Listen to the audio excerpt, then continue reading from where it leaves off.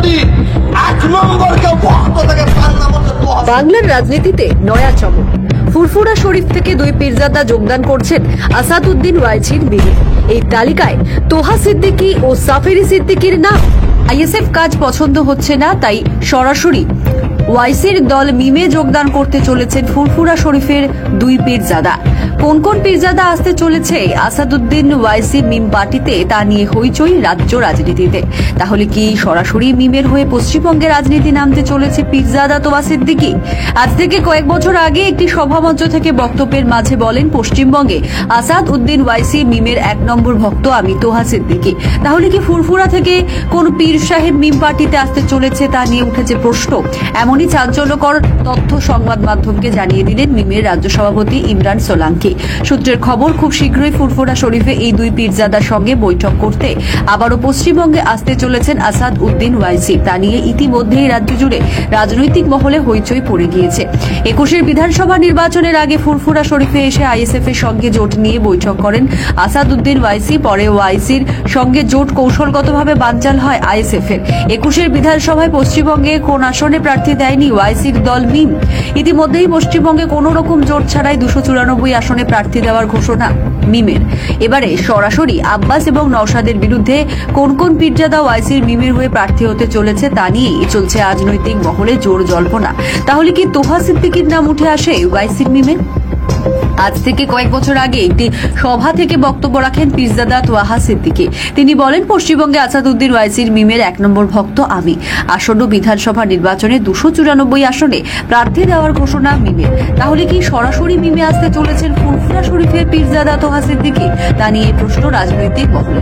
শুনুন তোহা সিদ্দিকী সেই ভাইরাল বক্তব্য। পশ্চিম বাংলায় আসাদউদ্দিন ওয়াইসির যদি এক নম্বর কেউ ভক্ত থেকে তার নাম হচ্ছে তোহা সিদ্দিকী। দেখুন, ফুরফুরা শরীফ থেকে আমাদের সঙ্গে দুটো পীরজাদা আমাদের আমার সঙ্গে আছে, কথা বলেছেন, বসে মিটিং করেছে।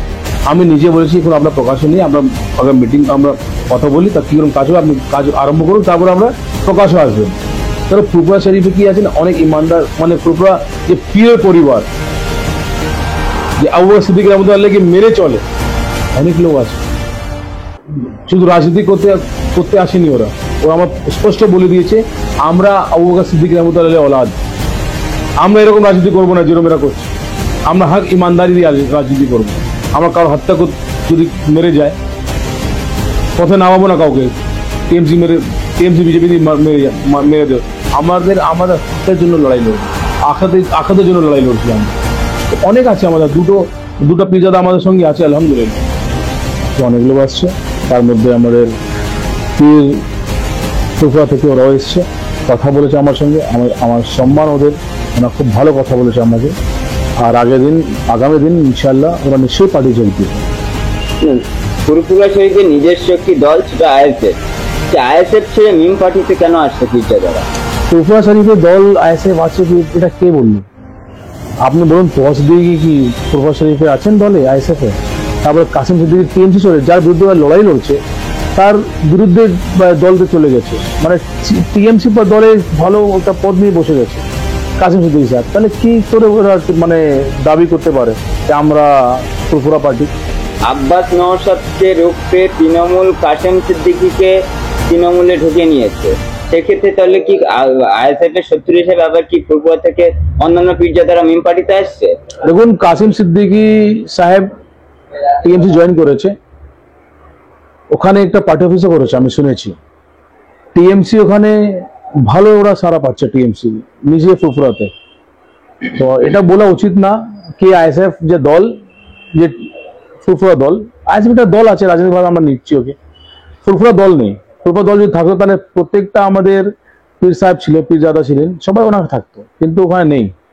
এটা বলা যাবে না আইএসএফ ফুরফুরা দল। সবাই এরা আগে যাচাই করে নিন যে ফুরফুরা কোন দলে থাকবে, আগে আইএসএফ থাকবে না টিএমসি থাকবে না কংগ্রেস না সিপিএম থাকবে। আগামী দিন আপনি দেখবেন বিভিন্ন দলে চলে যাবে। দর্শক, যিনি কথা বলছিলেন ইনি পশ্চিমবাংলার মিমের সভাপতি ইমরান সোলাঙ্কি সাহেব। কথা বলছিলেন আজ এই যে ভিডিওটি ভাইরাল হিসেবে বিভিন্ন সংবাদ মাধ্যমে তারা প্রচার করছে। যে ফুরফুরা শরীফের পীরজাদা তোহা সিদ্দিকী আর সাপিরি সিদ্দিকী সাহেব, দুই পীরজাদা মিমে আসাদুদ্দিন ওয়াইসির দলে জয়েন করতে চলেছে। এই খবরটি গতকাল থেকে প্রচুর হারে ভাইরাল হচ্ছে। তাহলে কি এবার যে বিষয়, ফুরফুরা শরীফের পীরজাদাদের একটা দল রয়েছে, আব্বাস সিদ্দিকী সাহেব, তিনি 2021 সালে 21শে জানুয়ারি তিনি তৈরি করেছিলেন আইএসএফ। এবার তার নাকি দলের কার্যকলাপ তাদের সঙ্গে মিলছে না, মানে তারা যেভাবে যে চাইছে আর কি সেভাবে মিলছে না।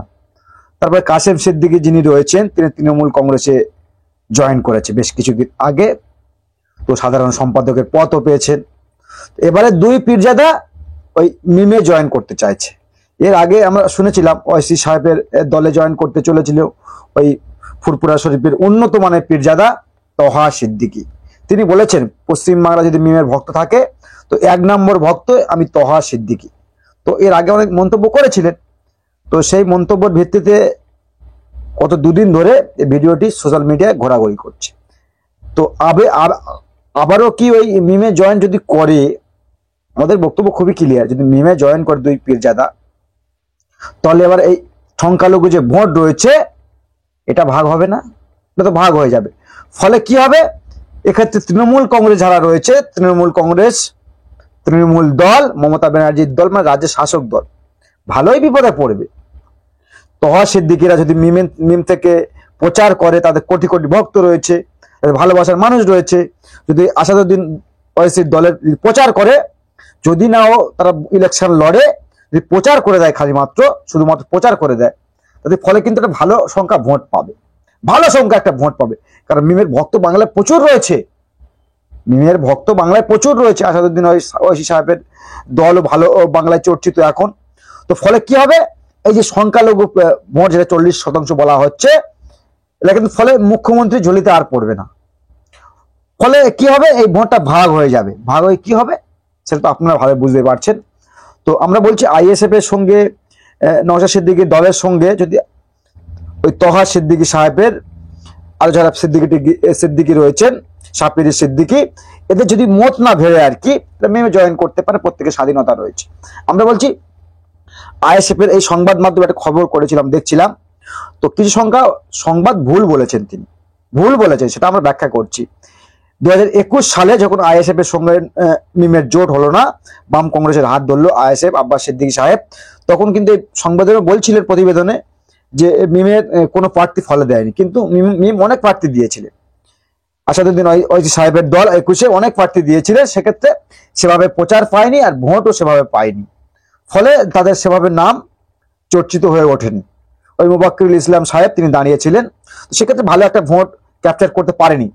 ফলে 21 সালের পরিস্থিতি আলাদা ছিল, ফলে 26 সালের বিধানসভা নির্বাচনের পরিস্থিতি সম্পূর্ণ আলাদা। এই 40% ভোট মুখ্যমন্ত্রী ঝুলিতে পড়ে, আর মুখ্যমন্ত্রী ঝুলিতে যদি 40% ভোট এবারে না পড়ে, তাহলে কিন্তু বাংলায় এই সরকার আর ক্ষমতায় আসতে পারবে না। ফলে কি হবে, এখানে সংখ্যালঘু ভোট ভাগ হয়ে যাবে।